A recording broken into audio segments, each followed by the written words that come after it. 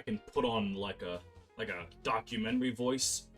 In video games, opening levels have been an incredible staple since the very beginning.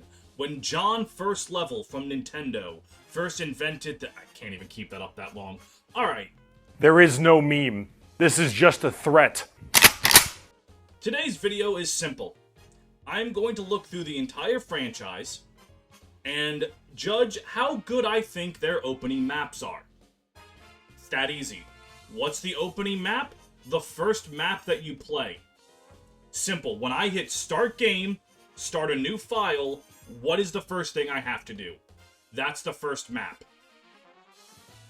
I've been wanting to do this video for a bit, and then just didn't, and now I am. That's a glimpse into my thought process. I have an idea, and then I take like 4 years trying to actually act on it. Alright.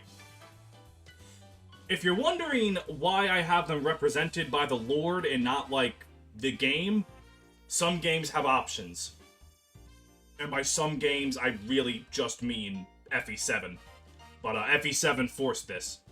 Alright, let's start with the original first map of the series. Surely, a game released 30 years ago on the NES doesn't have one of the best opening maps in the series. Haha! That is where you are wrong. I actually really like this map. I think it's A tier. From the very word go, it does everything right. It doesn't overbear you at the start, but it doesn't exactly pull punches either. You can very realistically fuck up on this map and have to face consequences. But if you play smart, you'll be fine. It teaches you from the word go that you can't just run up forward and attack everything blindly. You will die if you do that. It lets you know that you have to visit every village with Marth, making sure that you understand that mechanic, which is very important going forward. I think it's very good at what it does. Plus, thematically, going to save a castle from pirates for your first thing, not terrible. I think it is just, it's a staple. You'll see, they really like FE1's map, and we'll get to that when we get to that. But I think it's a very, very good start, right? Like, from the word go, they knew what they were doing. Unfortunately, you know what Gaiden's opening map is? A plain empty field with some axe dudes littered throughout. That's kind of it, really. I'll give it credit. It perfectly sets the stage for what Gaiden is. I mean, I'm gonna put it in C. It's not, like, horrible. I mean, it's pretty bad, actually. Maybe I'm being too generous here.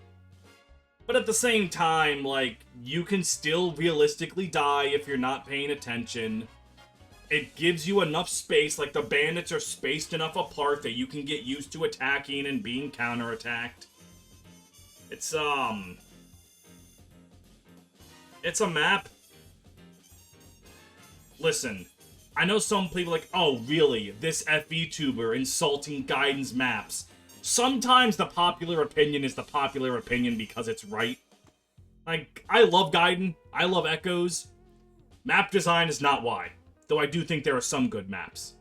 Not the first one, though. I think it is decisively mediocre.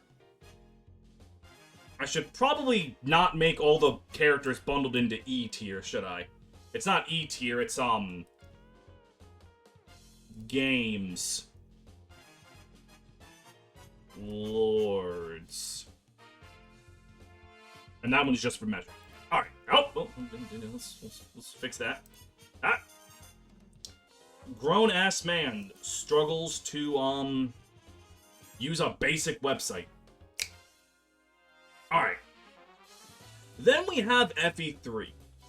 FE3 has 2 opening maps, Book 1 and Book 2's, but I didn't think there was enough different in Book 1's opening map to justify a separate placement.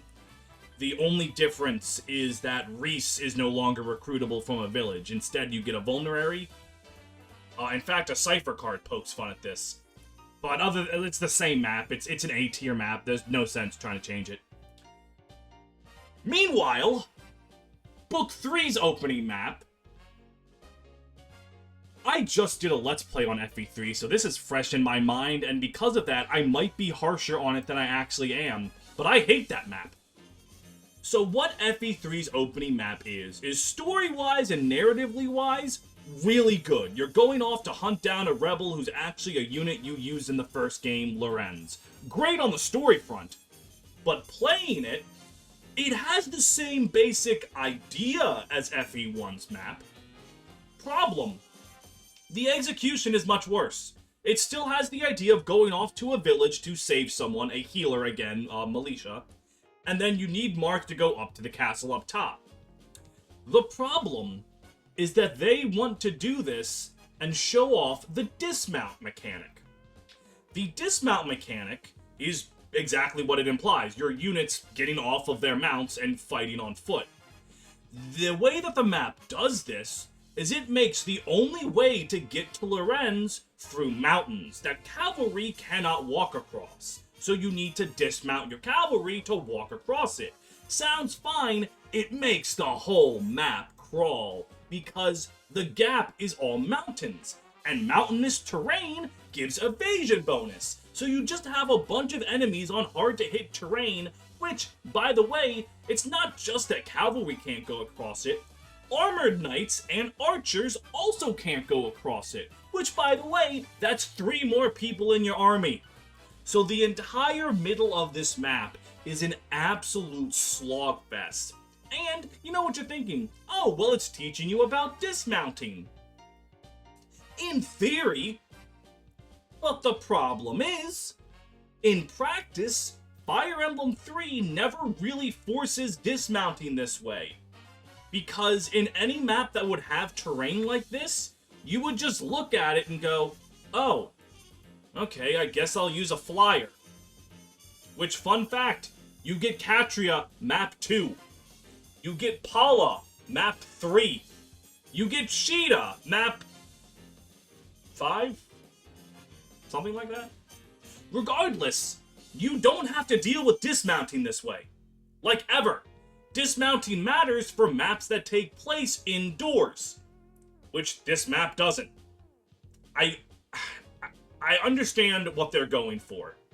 And I'm probably putting it too low because it's very fresh in my mind. I can't stand FE3's first map. I think FE3 is one of the most criminally underrated games in the Western fandom and one of Fire Emblem's best. It does not put its foot through the door very well.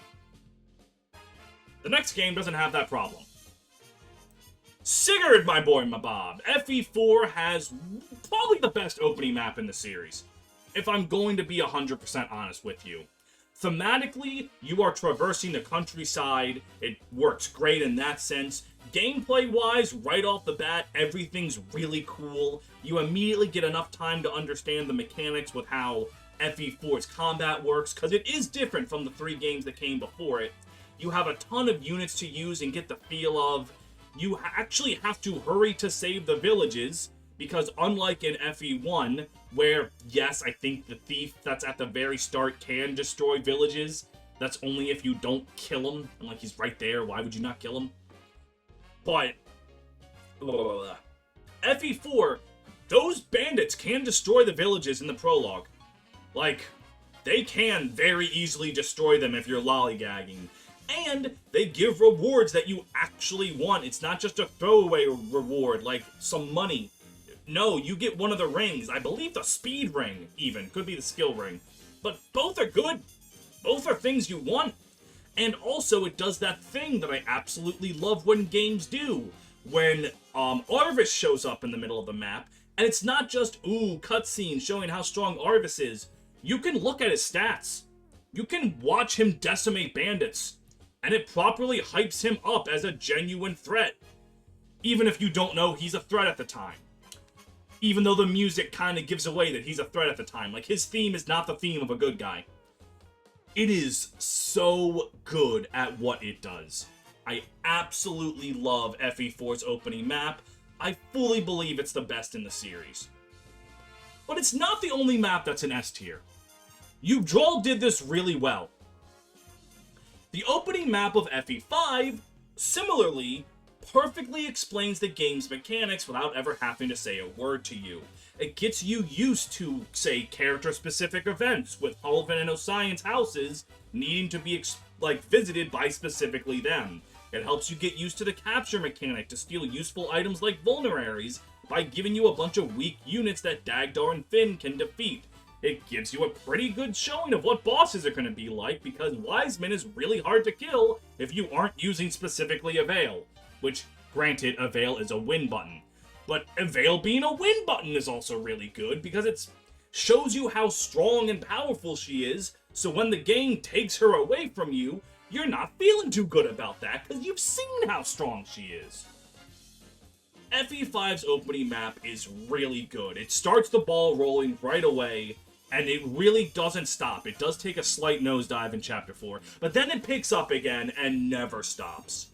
Yggdrasil really nailed good gameplay right out the gate. Like, God, they're good at it. They set the golden standard that no one else can really live up to, which is sad because these games are 20 years old, and in a lot of ways, Fire Emblem has well gone beyond what Yggdrasil did. Not an opening map, because we're about to get to kind of part of the reason I wanted to make this video. But not yet. FE6's opening map is really funny. It's because two men in intelligent systems went, hey, you know that map from the first game? Alright. What if we rotated it 90 degrees?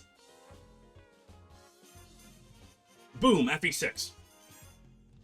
I mean, it's a ripoff of an A-tier map, but it is a ripoff. It's the exact same goddamn map. So I'm gonna put it below FE1. The tiers are ordered now, I guess. I mean, it's... everything I said about FE1 can be said about FE6. Gives you plenty of space to get the hang of how combat works. It can kill you if you're not careful, albeit it's a little harder to die in FE6 than in FE1. Because I think there are just less dudes. However, it's also worth noting that hard mode on this map is really good. Because you notice right away, FE6 hard mode doesn't fuck around. Marcus isn't killing things on his own. Lance and Alan are not doubling shit and actually stand a very real chance of dying. But again, it's not like Awakening's Lunatic, where from the word go, you're miserable, you're suffering. No, it's hard. FE6 hard mode is hard. But it doesn't thrust you into bullshit. You have time. And then it thrusts you into bullshit, but that's why we love it. It feels really weird because this is just a knockoff, but I don't know, if you're gonna rip something off, rip off something that did it really well and then also do it really well. There's another game in the series that Fire Emblem really likes to rip off, but spoiler, none of them understand why it worked. Alright. FE7. Lin mode. This one's just bad. It's literally, you're given no free will. And I don't know about you, but I think free will is pretty great. A lot of people say Lin mode as a tutorial is like, it's a great introduction. Lin mode treats the player like they're fucking stupid. Lin mode doesn't think you have a brain. Like, literally, the entire first chapter is just automated. Like, how am I gonna learn a strategy game if you don't let me strategy? And this is a problem well throughout Lin mode. But even if you're, say, playing on hard mode and you can skip it, or, like, not be forced to do what it tells you, if you play Lin mode on hard, the mandatory tutorials are gone. Even with that, you're just attacking two dudes. Like, it's not that interesting. It's not that fun. Lin mode takes a while to get going. Some would argue it just doesn't get going, but I think that's a little harsh. I think there are some fun maps in Lin mode. And, like, tying into gameplay-wise, there's nothing there. It's just Lin fighting some dudes. There is... I'm gonna pin a pin on that. There is a map that is just fighting two dudes that I think does it really well, but we're not there right now. Now, you might be asking, why is Ellawood mode here? And I'm gonna put it in B. I'm just gonna, it's a good map, it's the fine first map. Because very technically speaking, Chapter 11 can be your first chapter of FE7. Because, in Japanese, part of the link features is if you linked FE6 to FE7, it gives you the option to skip Lin mode, without having to beat the game first, like in the Western release. So technically speaking, if you are a Japanese man, or child, Fire Emblem's target demographic isn't children, but it's also not quite, like, super serious. Anyways, and you got a new copy of FE7 and immediately linked it with FE6, you could skip Lin mode. So theoretically, Ellawood's Chapter 11 could be your first chapter. That's why Ellawood mode is here and not Hector or Seliph. Because their first maps, you cannot, like, they are impossible to be the first map of the game. Ellawood very technically can. As a map, it's okay. It does everything right that's been done right before. It gives you time to get the hang of the game's mechanics. The problem is, by the time you get there in a normal playthrough, that's not true. Like, you've played the game to that point. So it's kind of hard for me to judge it as an opening map, because the theoretical person that has this as their opening map, that can't be that many, people. I mean, is it crazy to think the amount of people that played FE7 and started with Ellawood mode through the link cable in FE7 and 6 is in the single digits? Am I crazy for thinking that is a single digit number of people? Does that people even exist? Many questions. But if this was the first map of FE7, I think it would do a much better job. It's solid. Not much to say. It's good, but because it's good, there's nothing to talk about, really. It's good. It does what FE6 and FE1 do. A little bit worse because they give you a lot of units. Marcus is much stronger in FE7 than in the other games. Like, it's a little easier than the others, so there's less, like, risk. Therefore, the strategy feels a little worse, but it's fine. It's fine. It's good. It's good. Is it fine or good? Who knows? Sacred Stones is one of my favorite games of all time. It's my favorite Fire Emblem, and I think it has a lot of good maps, but look at its opening map. I'm actually going to move it. Hold on. I'm just now remembering that I'm ordering within the tiers, and I do think Sacred Stones is the best of the garbage, but not by much. The only thing that makes this straight line of fighting 3 dudes at all interesting is the fact that Seth is injured. Seth's damage carries over from the, cutscene in the prologue. So that does kind of create a false sense of stakes. But it's Seth, he's not in actual danger. But it makes you think that he is. I can't really think of Fire Emblem ever doing something where a character is injured in the story and they actually start the map with less health. Sigurd's father, Byron, if I remember his name correctly, he's implied to have been wounded. That's why his stats are so bad in FE4 when he's riding towards you. It's because he's injured. But he doesn't actually start injured. His stats just start terrible. Other than that, the only time I can think of this happening is in Tearing Saga with the Vega and Shigen event, where they have a sword fight and both start the map at 1 HP because of it. I think the fact that I've spent more time talking about FE4 and Tearing Saga than this map goes to show you how good this map is. It's just a straight fucking line. Like, it's nothing. This isn't a map. And this is kind of like FE 7 and 8 both started the trend for like 3 games in a row where they don't really give a shit about the opening map. Like, up until this point, even if I think FE3's opening map wasn't the greatest, it was still a map. Now, they get a bit more hand-holdy. They get a bit more like, we're not putting you right into the thick of it right away. And I don't like that. I think Fire Emblem was really good at just saying, hey, you're in this shit now. Good luck. Figure it out, buddy. I really like that about it. But now their prologues are almost all, like, story set pieces. And in some instances, that it does it really well. Don't get me wrong. But I just want actual maps. Path of Radiance does not give that to us, but I'm putting it in the bottom of C. It probably deserves high D.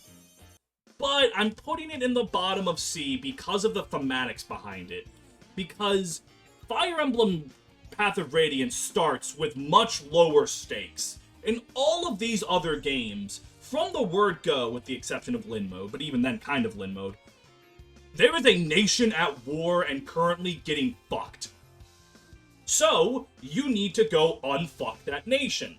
The stakes are high immediately for almost everyone. Except Ellawood, but then again, your dad missing is still pretty big stakes. With Ike, there's no threat of the world at war right away. All Path of Radiance starts with is a young man, a young boy, Ike's only 17, on the cusp of becoming a man and getting his first taste of responsibilities. And because of that, the lower stakes actually works really well with only fighting a few dudes. Ike isn't going off to save the world, he's just sparring with his friend Boyd and his father Grail. It's the thematics behind it. It masks the fact that you're just fighting two dudes a hell of a lot better.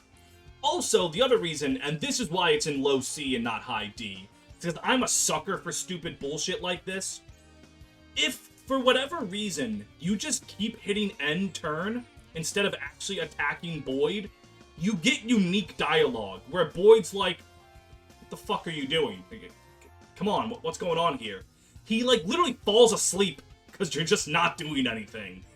And I know that gameplay-wise, that doesn't actually make it a better map.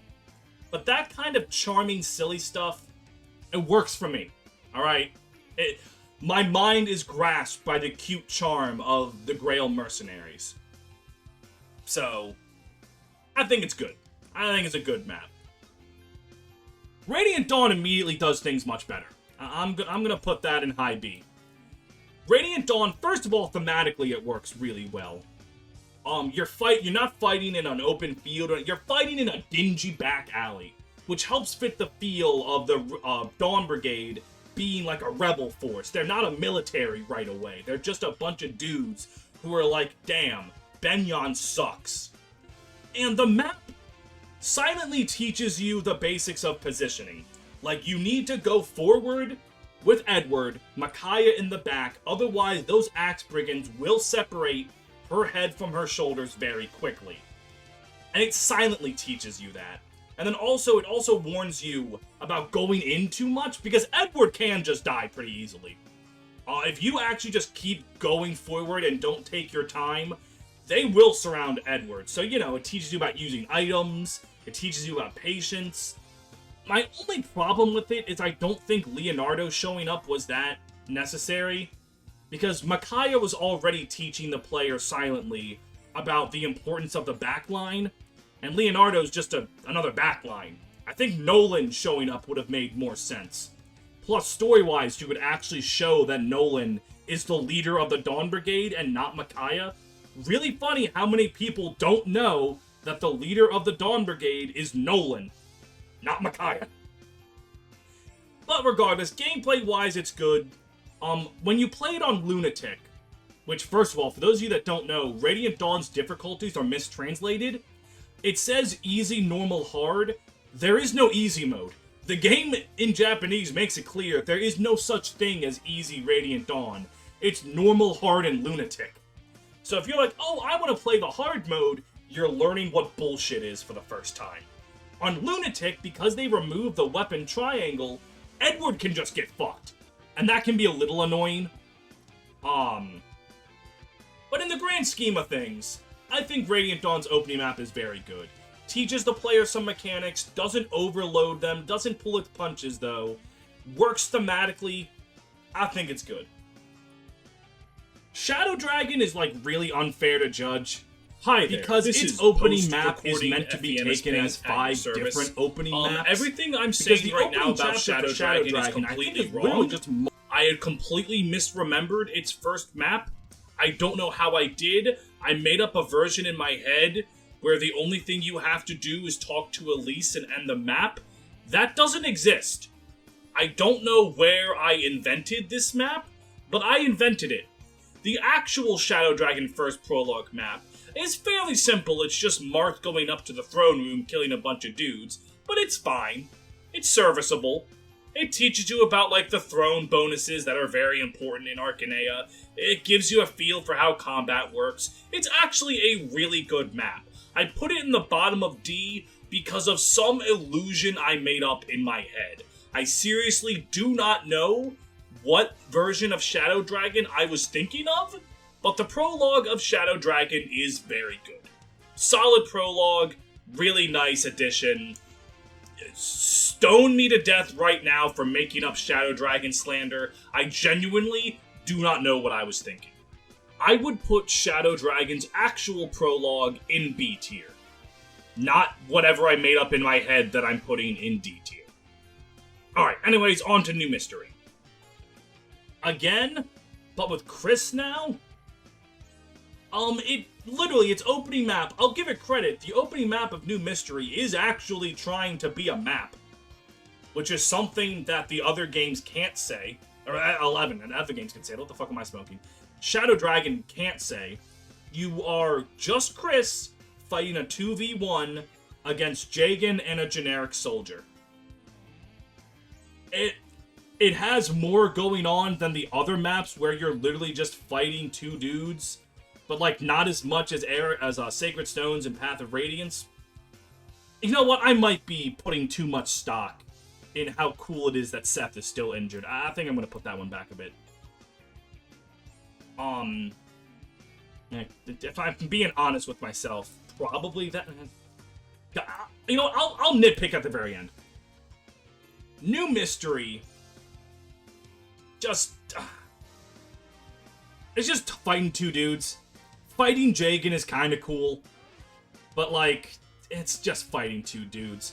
Again, it's unfair to New Mystery because New Mystery's prologue is meant to be taken as a collective sum of, I believe, 5 parts again. But it's unskippable, I believe. Like, you have to beat the game in order to skip it, unlike Shadow Dragons, which you just have to pick a difficulty higher than normal. So, like, it's more mandatory, but it's... Now, Awakening is really hard to judge. Because gameplay-wise, you are just walking up to Valadar and hitting him with a stick. But story-wise, and like, the integration of the gameplay and the story, Awakening's the best in the series. If I was judging these opening maps based on how good they get the player hooked story-wise, Awakening would be the top of S. Awakening's opening map is so clever because you go up with Robin and Chrom, you beat Valadar, and then you see Robin kill Chrom, and you're like, what the fuck? And then you wake up, and then you play a normal Fire Emblem game, and then you learn about the Hierophant, not the Hierophant, that's the, then you learn about Grima and whatever he goes by before he reveals that he's Grima. He's some title, I don't remember. And then you learn about him, and then Robin's like, wait a minute, that cold open wasn't a weird dream thing. I actually know that I'm going to do this. And then when you get to chapter 22 or whatever it is, and it starts by playing the exact same way as the prologue, you're like, oh no. And then they're like, nope, it's not the exact same. And then everyone comes in, and it's one of the best moments in the series story-wise. Like, what the prologue of Awakening does for the story is so good.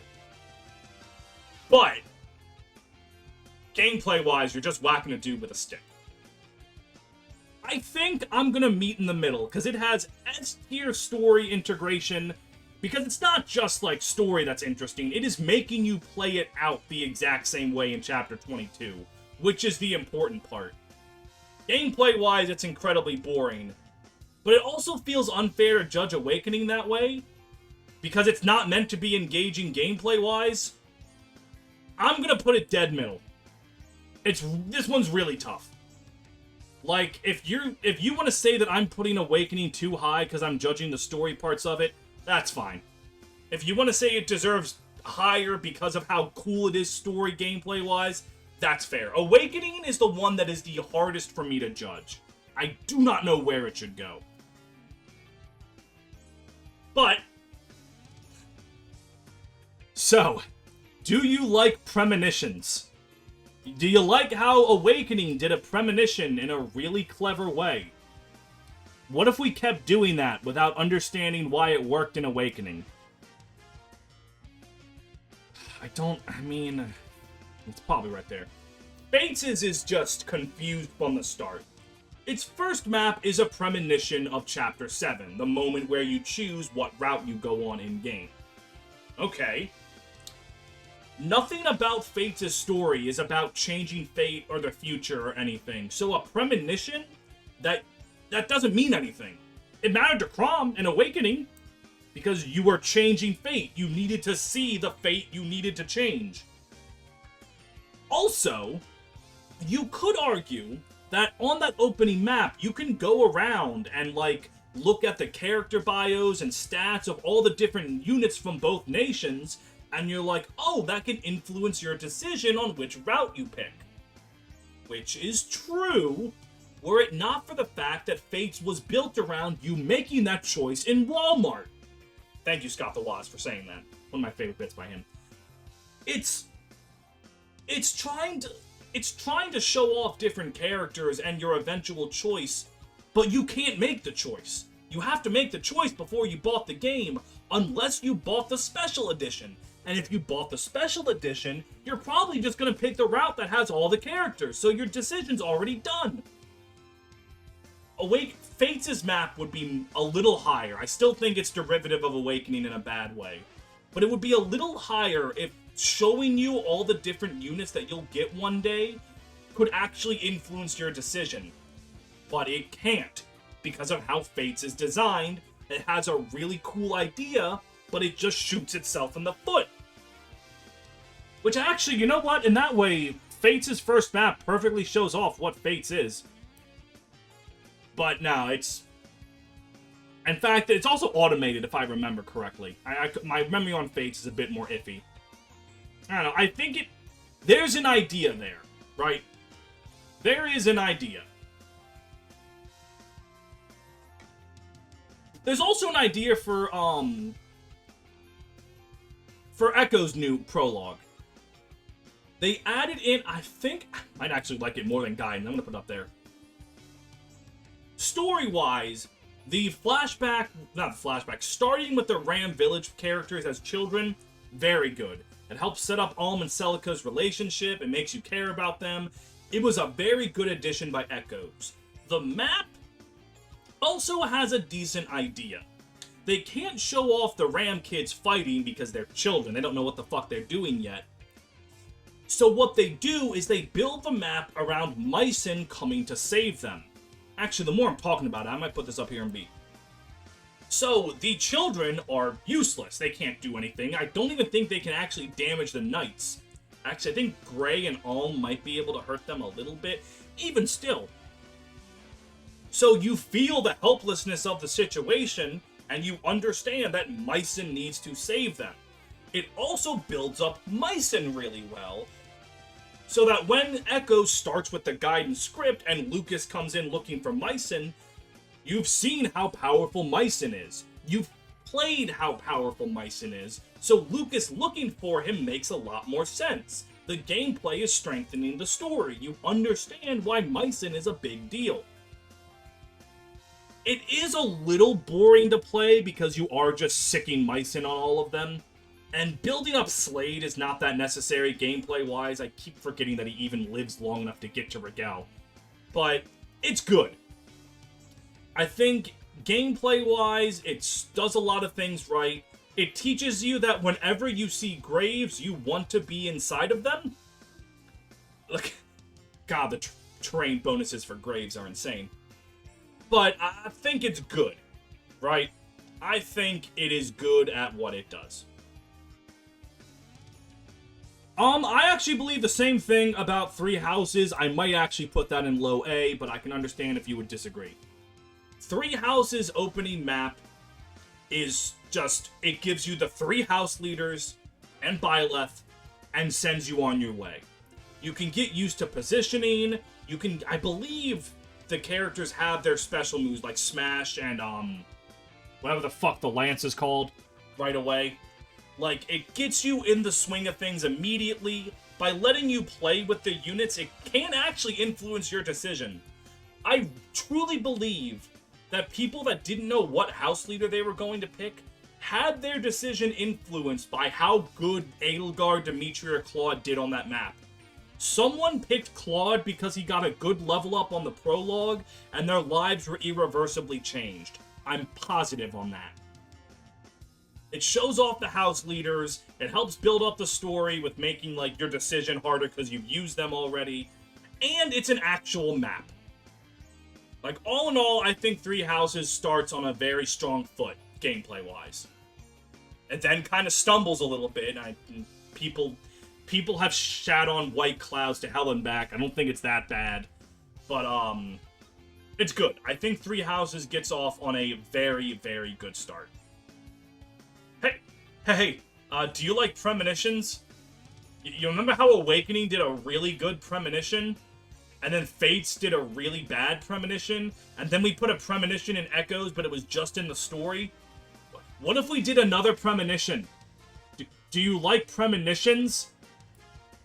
What the fuck is with Fire Emblem wanting to do premonitions? Like, I can't put it as bad as Shadow Dragon, by my own rules. But, like, it's a premonition of something that doesn't even happen. Like, I don't think there's a moment... It is literally just, Awakening did this, so we're going to do this again.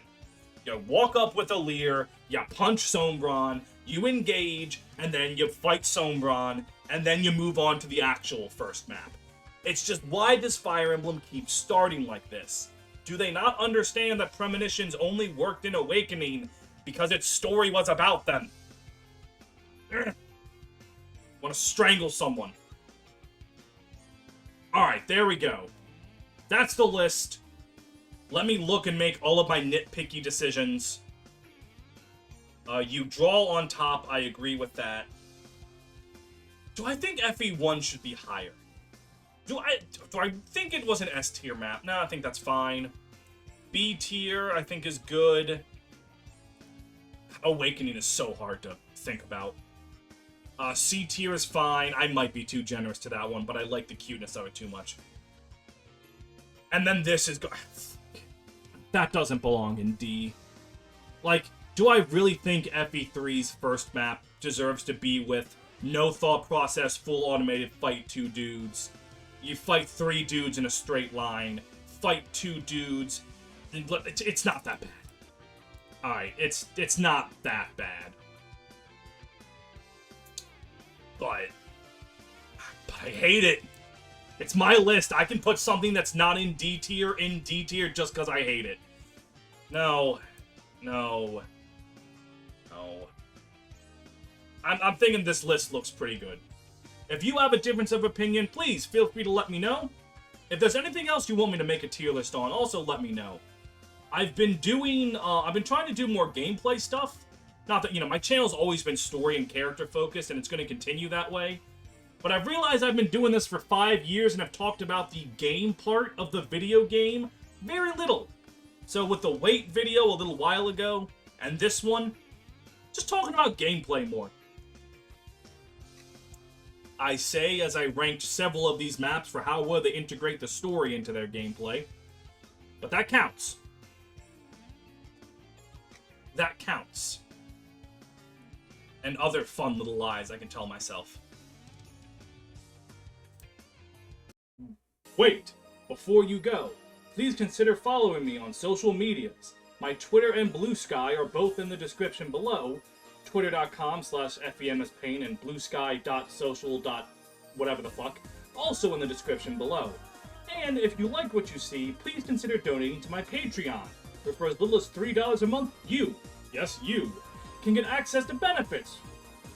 My Patreons include the likes of Adebayo Thompson, Andrew Crockett, Bean Juice, Benz Again, Dr. McBackstab, Great Riek, Hell on Heelys, Ichigo D, Camus, Jaeger, Guts, Kenpachi, Shiro, Uzumaki, Kira, Mato, Kratos, Charangel, Frederick, Sears, Balzara, Hakuman, the White Void, Despacito 2, Lysevening Vault, Marth War Criminal, Morgalorgan, Played Arrow, Played is pronounced like the pattern, Ranger Man Sam, Set Shen Lu, The World's Most Unironic 8.5 Tail Stand, Barry the Artist, Woolmark Reader, Your Girl Owen, Brentendo11, Drew Hack, Fire Emblem Lord, Ginger, Goo Goo Gaga, Cornelia Milkers 92, Maple Knight, and Upscale Furry Trash. Thank you all for your continued support, and I'm a Fall Guys hot dog.